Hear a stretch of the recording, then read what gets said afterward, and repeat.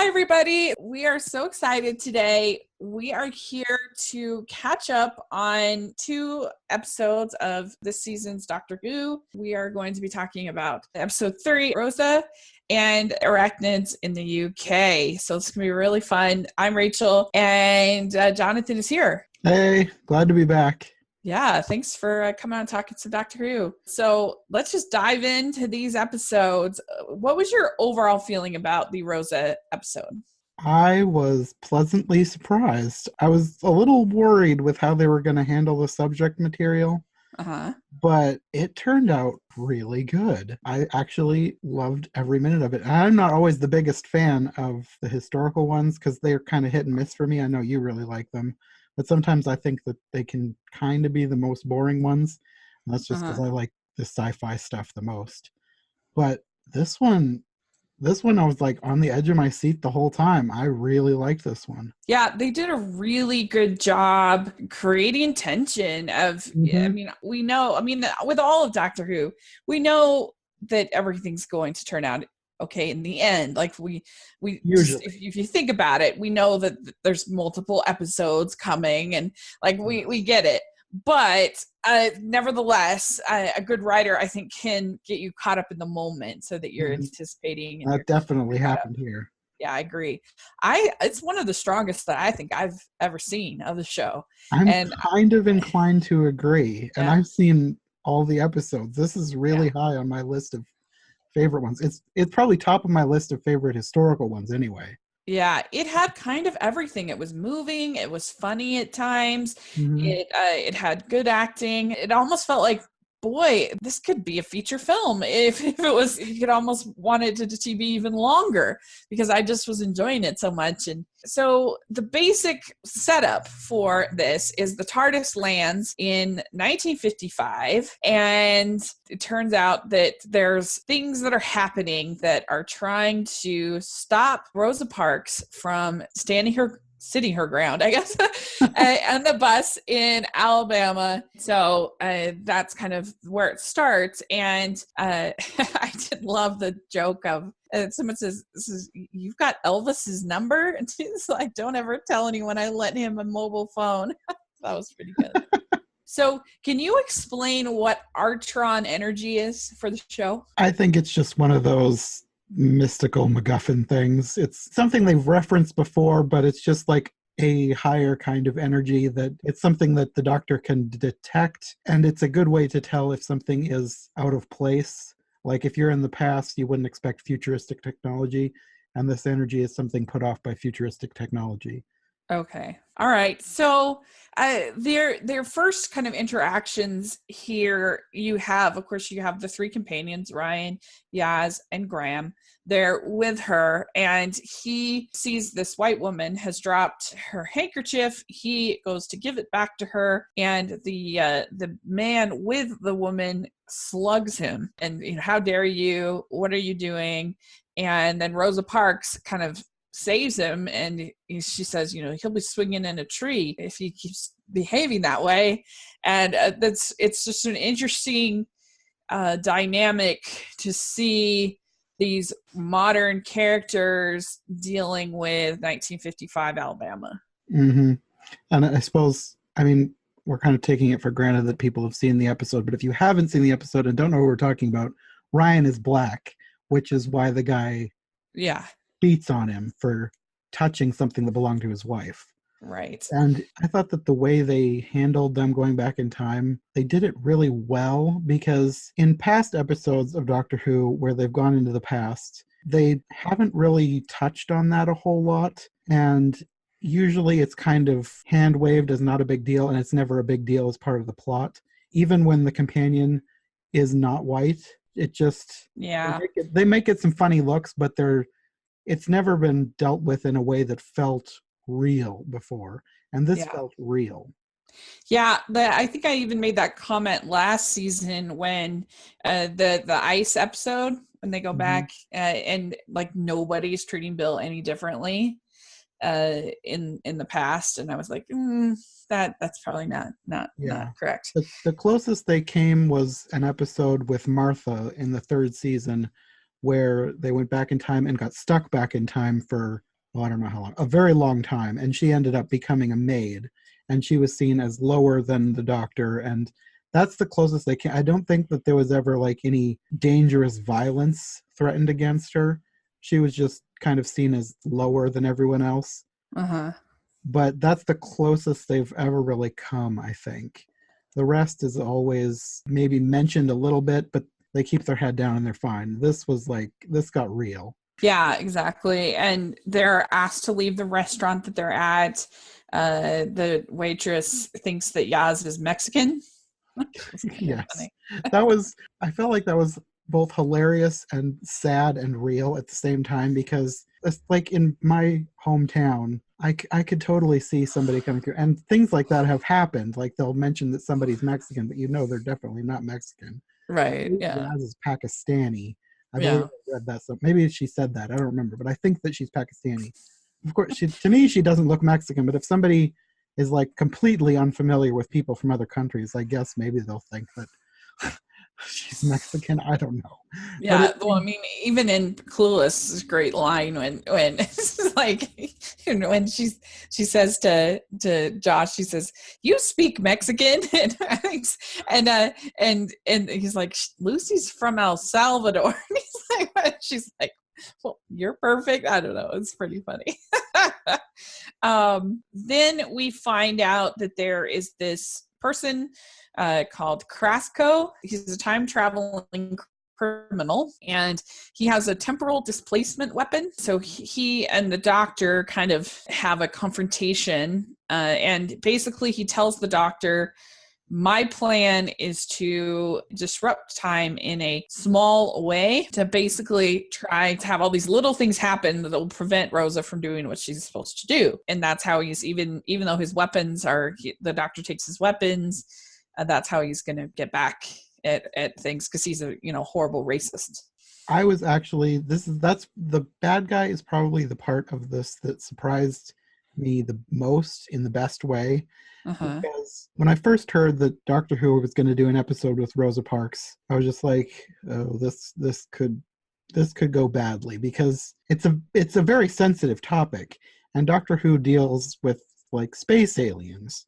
So Doctor Who has done metaphorical race issues very well, but like to deal with actual race issues, I was kind of worried. But I think the fact that they had the villain be a time-traveling human from the future, that saved this. Because if it had been like an alien, then I would have been like, what does the alien care about with people of different skin colors? Why does the alien care about this? Because that's what I was afraid was going to happen. And I was like, that's kind of make hardly any sense. So I was glad to find out that this was an actual human, because as much as people want to think things are getting better, I think they are in little ways, but there's always going to be racists around. And I found it completely believable that somebody from, I don't know what year he was from, like 1,000 years in the future maybe, would still have a problem with people of a different race than him. I think that's totally plausible. Sadly, it's totally plausible. Yeah. But I think that's what made this episode good, was having the villain be a human. I can understand that. And just his whole methodology of he's just going to get one little thing to change so that, she misses the bus, or, it's a different bus driver, or, like that made it kind of exciting, because it's like, there's just all of these little things that all have to match up perfect in order for history to be the same. And how is it going to make it work? And how's the doctor going to fix all these things? And it made it, I think, really good. That was a lot smarter than if it had just been one event with one villain. It was all these little things, I think, made it work. And did you feel like there's a little bit of flirting between Ryan and Yaz in this episode? I didn't really catch that. I don't really look for that kind of thing, so I don't really notice it unless it's very obvious. So if there was, it was subtle. I definitely felt like there is, and I kind of wonder if they didn't want there to be any kind of romantic thing with the doctor for this first season, if this is kind of their way of doing that. I Mhm. don't know. I felt like there were some little moments, little hints. If they're going to do a romantic subplot, I would much rather it be with companions than with the Doctor, because like the Doctor having a romantic subplot it's old now. Like it was something new when the show first came back, and they had the Doctor and Rose, and then the Doctor and Martha, but not the Doctor, and Martha was just pining after the Doctor, and then they went totally the opposite direction for Donna, and then it was back with Amy, and like I feel like the Doctor romance thing has been done to death. It would be different since the Doctor is now female, but still I would just rather it be companions, because my favorite romance of the entire Doctor Who series has been Amy and Rory, the companions. I love Amy and Rory. I don't know, I feel like the romantic angle for the companions just works better. Yeah. Yeah. That's just my opinion. I know other people feel differently. Cool. Okay. So I did like Graham tells the guy, his name is Steve Jobs. And and she says, Steve Jobs would never disrespect a Montgomery police officer. That was funny, I thought. And Ryan talks about his nan. And he says, thank God my nan taught me to keep my temper. They have this whole conversation, him and Yaz, about how come I get stopped way more than my white friends. And Ryan says 50 years from now, they will have a black president, and who knows what will happen 50 years after that. Yeah, that was a really good conversation, and it was another instance of the things feeling more real. It was written so well. Yeah, agreed. He talks about his gran had a t-shirt that said the spirit of Rosa, and she would talk about James the Snake, bus driver, because Graham was a bus driver. It's interesting that Yaz is allowed to go in the front of the bus, and she says, what does that mean for where I sit? So it's just such a weird, ridiculous thing. Why one person is allowed to go in the front and another person, it's ridiculous. But yeah, Rosa asks the Doctor, if I win your raffle, will it give me the right to sit anywhere on this bus? And then Ryan follows her, and he ends up meeting Martin Luther King. That was pretty fun sequence, I thought. I guess there's this prison in the universe called Storm Cage. Is that something? Yeah, until the Storm Cage was mentioned, I was still holding my breath, waiting for the reveal that this was an alien. But I'm fairly certain the Storm Cage is a human prison, because River Song, did you watch any episodes with River Song? I know the name. Okay, River Song was a prisoner in Storm Cage in previous episodes. Like, there would be, at the beginning of an adventure, she would find a way to escape the prison, and then she'd be back by the end of the episode or whatever. Yeah. So until they mentioned that he was from Storm Cage, I was still worried that he was going to end up being an alien. But once I heard that, I was like, well, maybe he is actually a human. So Storm Cage, as far as I know, just humans are kept there. Okay, interesting. Yeah, we find out that he has a chip in him that won't allow him to kill. Will stop him from killing. That plot line, the chip preventing him from killing, I think that made the episode so much more tense. Just the fact that he wasn't allowed to just kill somebody. He had to find other ways to mess with people. I think that added so much to the episode, rather than just, oh, we've got to protect her from being shot or whatever. I agree. It was so good. The writing was so good. I can't praise the writing enough from this episode. I think so. Yeah, I think it was really smart. He says, history changes when tiny things don't go as planned. So that was sort of this theme. And so Graham is playing pool with James Blake. He finds out, he got the day off the next day, and somebody else is going to take his spot because he's going to go fishing.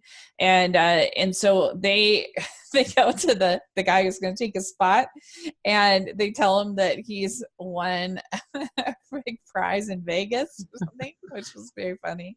Using a cell phone from Elvis or somebody, like Elvis let somebody borrow the cell phone. I don't remember exactly how that went, but the way they wrote that was really funny.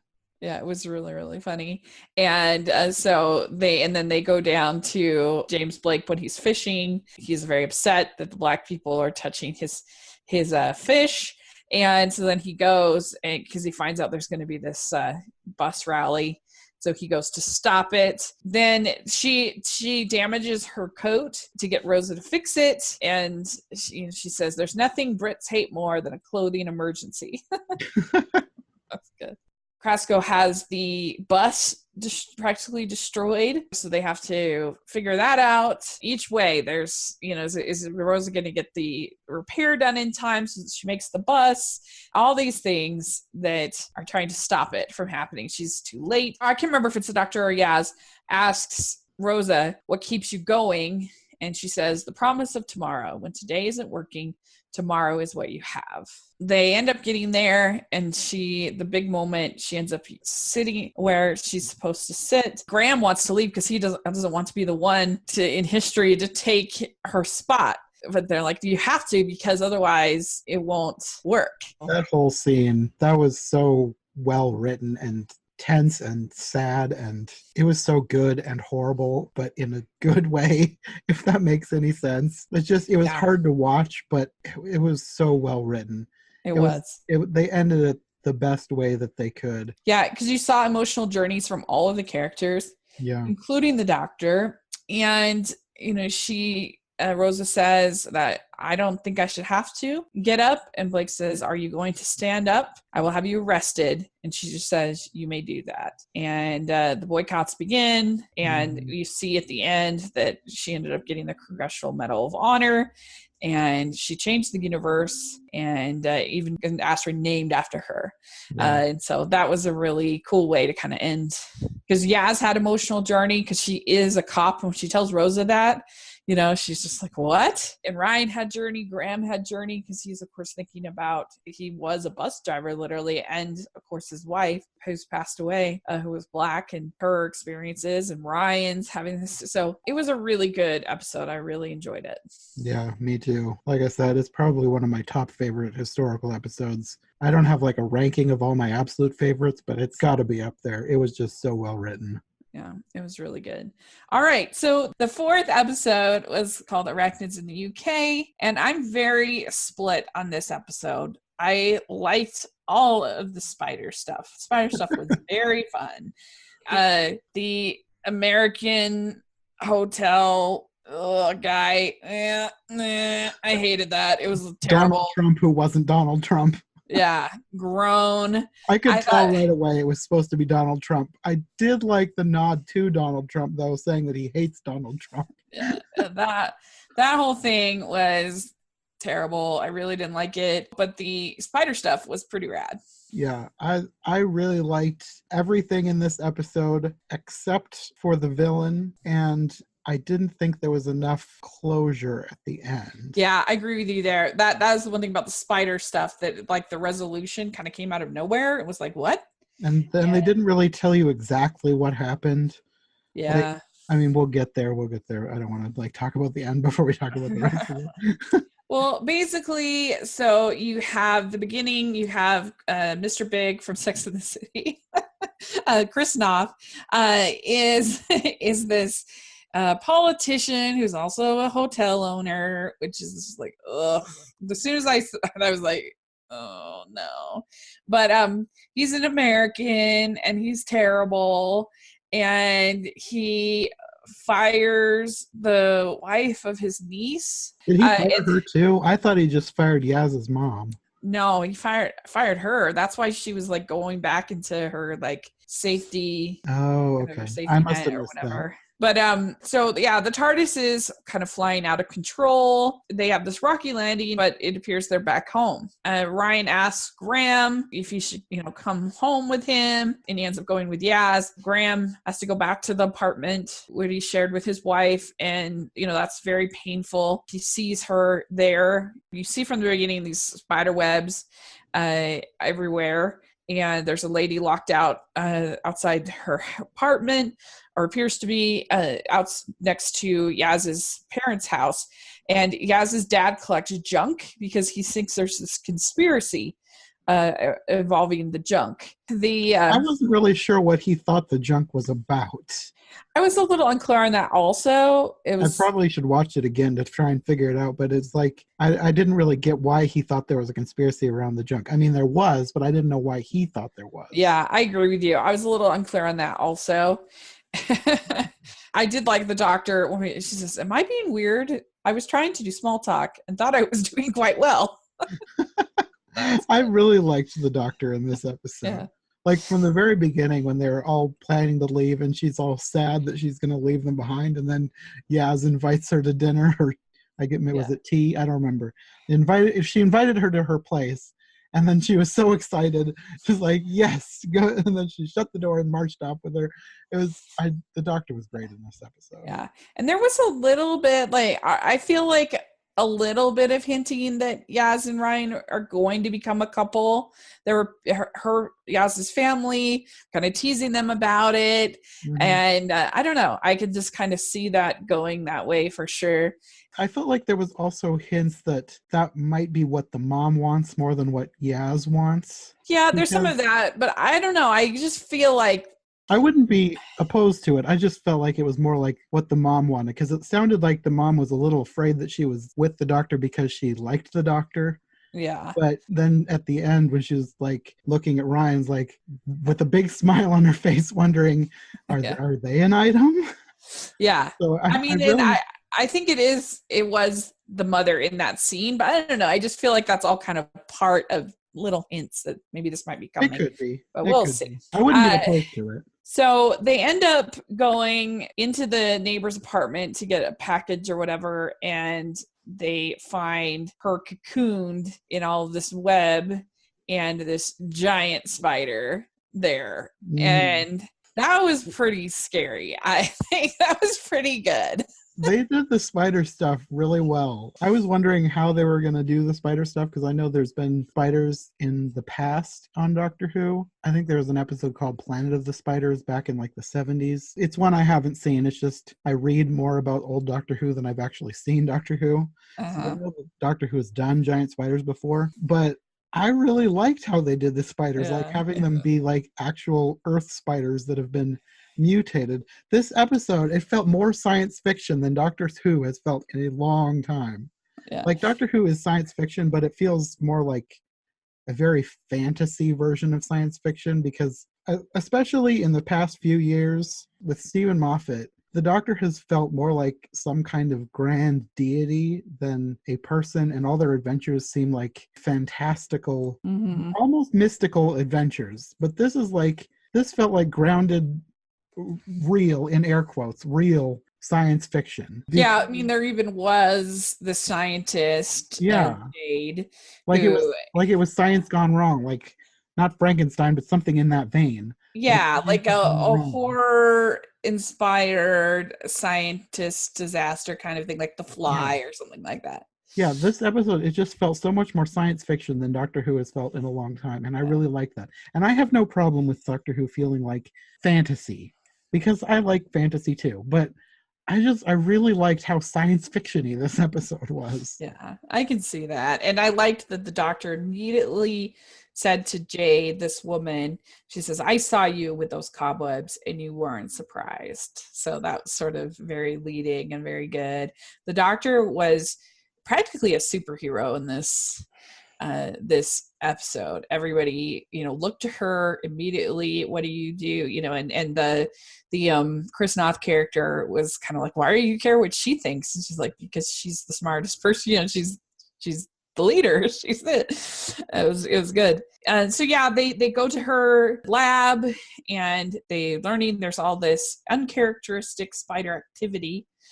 And they end up at this hotel. Well, Yaz ends up there because she's picking up her mom, and then they all end up there.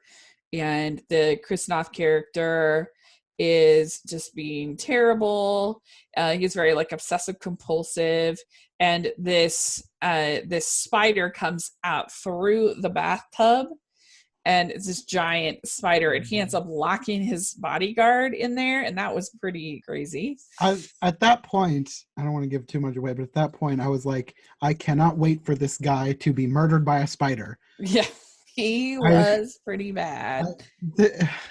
And he seemed like he was generally upset that his bodyguard died, but like, he's the one who put him in there. Yeah, like, why are you...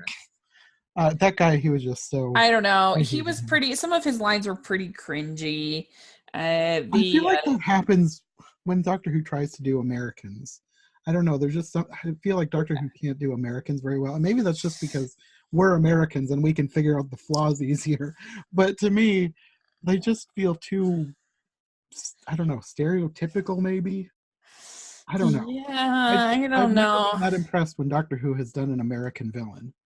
It doesn't work as good for me. Yeah, I can see that. Yeah, this was just like not good. It wasn't well executed. It wasn't interesting. Like the villain in the Rosa episode was way better, way more interesting, way better. This was just like trying to be political, trying to be current, and just ended up being very cringy. I think they were trying to like comment on the Trump administration or whatever, and it just was like, ugh. You know, we watch Doctor Who for an escape. We don't, yeah, and you can have commentary like in the Rosa episode or whatever, but like it's still, there's enough fun in there to, but this just, I don't know, it was just too much. You need to be more nuanced if you're going to do something like that. And the Rosa episode was more nuanced. Yeah. Agreed. This was just, it felt like a stereotype, and that's probably why I didn't like it.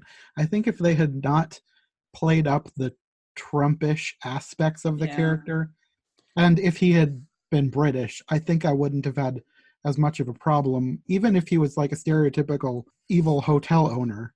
If I feel like the fact that he was British and almost a Trump impression was what brought the character down. Plus, like, a part of it didn't make sense. So they end up realizing that there is this giant spider, and like the mother spider or whatever, and it's in the ballroom. Well, first of all, she ends up taking all the spiders and putting them in this panic room, basically. And she's going to keep them and starve them to death, basically. And that's what I felt like they were saying. Yeah, oh, for sure. And then he is going to shoot the big spider. And she's like, how dare you? You're a terrible person. But he goes ahead and does it. And so it dies. But like, I don't know. I just didn't really understand. Like he says, well, it's a mercy killing. And I'm like, yeah, it is. Like, I would rather, because the spider can't support that weight or whatever. So it's dying.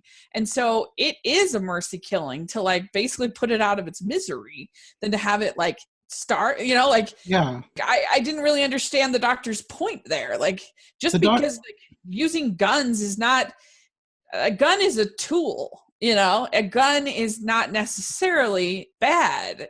Like, it's a tool, and it's usually, maybe it's 90% bad, but like, if my family is starving and I need to eat, like, then it becomes a very important tool. So I don't know. I didn't really understand the doctor's point there. If a dog or like an old yeller, like, that's the right thing for him to do, as painful as it might be. Spoiler alert for Old Yeller. Like, that's the right thing to do. How dare you? I was going to watch Old Yeller tonight. I didn't know what happened. No. Sorry. But he's suffering. He's suffering. And so, I don't know. Did you understand what she was saying there? Not exactly. I had the same questions you did. The doctor's viewpoints on different issues sometimes shift with each regeneration, because I've noticed that some regenerations are more opposed to guns than others. Like 10 was very opposed to guns, but I feel like 9 didn't have a problem with guns. Guns aren't usually something that come up a whole lot, but if they do, it seems like it depends on who's writing and which incarnation they're in, and it seems like this incarnation is fundamentally opposed to guns. But I feel like, I mean, the villain, he was using the mercy killing thing as an excuse because he hated the spider. He wanted to kill the spider. So he was saying it was a mercy killing as a convenience, just so he could kill it. But it really was a mercy killing because the spider was dying anyways. Yeah, that's what made it confusing. As sad as it would be, because it would be cool to have giant spiders, I think. I know a lot of people hate spiders, but if there was a giant spider in a zoo, I would totally go see it. But as sad as it is that the spider has to die, eventually it does have to die because it's dying anyway. Yeah. So yeah, she seemed to think that like the spider dying of natural causes is more humane, but I don't know. That's for debate. I'm fairly certain that the spiders were left to starve to death. Like, I'm pretty sure that's what's going to happen to them because they were locked in that vault with no food. But like the doctor seems to think that process is somehow more humane than like getting shot. And like, I feel like if I had to choose between getting shot and like suffocating for an hour, you know, like and dying a painful, horrible death, I'd rather get shot. I mean, this is a very morbid conversation. It's a very morbid conversation. But like, I just didn't quite get the doctor's point there. She talked about natural, humane death is better. And I don't know. The way everything was wrapped up at the end was by far the weakest part of this episode. Like, I liked everything except the villain up until the end. Like, they should have thought of a different way to get rid of the spiders. Because well, and also, when did they ever say anything about the spiders being attracted to rap music? It wasn't the music, it was the vibrations. Oh, I mean, that just seemed... spiders here in the same way. They could feel the vibrations of the music, and that's what they were following. That just seemed totally random to me, though. They hadn't built that up in the story. I think they just wanted the visuals of the spiders all flocking towards the song. I'm pretty sure that was done for the visuals and not for anything that made sense. Yeah, I was just kind of like, what? What's going on? They justified it by saying they were attracted to the vibrations, which I guess I get. But I don't think there was scientific thought behind that. They just wanted the cool visuals of there's this cool song playing while all these spiders are marching towards it. Yeah, if they had a moment where they had said, oh, the spiders are attracted to the vibrations of music, particularly rap music, then that might have made it more sense. But yeah, so like they talked about throughout that there being all of these different sites, all of these different places all around London, which is how they figured out where to go because it was in the center of all of this stuff. And but as soon as they kill off the mother spider and those spiders in the hotel, it's kind of like, oh, they're all gone. So I don't really understand what happened to all those other spiders. Yeah, that's another thing that they didn't think through quite enough, because I don't think that they meant it to be that there's lots of giant spiders still out there. There might be a few bigger ones. I think most of the spider activity was smaller spiders, but there's got to be a few little, at least puppy-sized spiders out there, because there was one in the apartment. So that was another thing that I don't think they thought through quite enough, and if they did, they didn't make it clear enough within the script. Like, I know all the biggest ones were in the hotel, but if there was one in the apartment, there's got to be more. Yeah, and that one in the apartment was big. Yeah, and it was like a dog, so yeah, there's probably more like that. Yeah, and there were a lot on that map, so that was definitely confusing. So yeah, then we do get this sort of ending with Yaz telling her mom that she's going to go out for groceries or whatever. And her mom says, and when you get back, you can tell me the truth about how you know the doctor. Then Yaz meets up with Ryan and Graham, and Graham tells everybody the thing about grief is it needs time. I don't want to sit around my house waiting for it to go away. That house is full of grace, and it makes it so much harder. Being with you and seeing all these things, it really helps. Then Yaz says, I love my family, but they also drive me completely insane, which I can definitely relate to that. Yeah, I think a lot of people can probably relate to that. And Yaz tells the doctor, you're like the best person I've ever met. So that's really sweet. I liked how they ended. Like, they didn't end the spider stuff very well, but they ended the human stuff well. Yeah.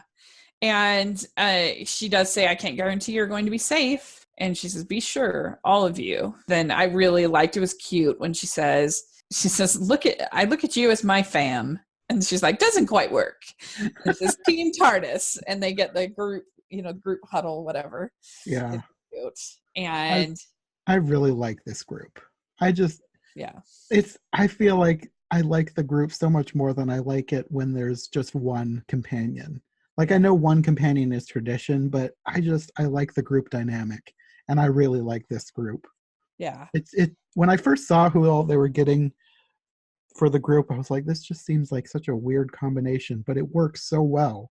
Like Yeah. they thought it through really well of how the characters all were related and knew each other, and their dynamic just works, and I'm really liking them all together. I agree. I think it's been really nice. And it creates a little bit of an unpredictability, having just more characters to interact with, more characters to make mistakes, to deal with, all that stuff. I think it really works. And I like that you have Graham, who's a different age than the other That's another characters. thing that I really like, having somebody older too, because it's usually somebody like in their early 20s, and I love that they've got an older person. Like that's one of the things that I really liked about the fourth season with Donna, because Donna was in her 40s, and that just added such a different dynamic to the show than it was when it was the Doctor and Rose, and Rose is 20 and in love with the Doctor, and then the Doctor and Martha was in her 20s and in love with the Doctor. Right. It works so much better when there's like an older person. A young person with the Doctor has been done to death, and I just love that they're finding new ways to write this show. I love the fact that Graham is so much older than everybody.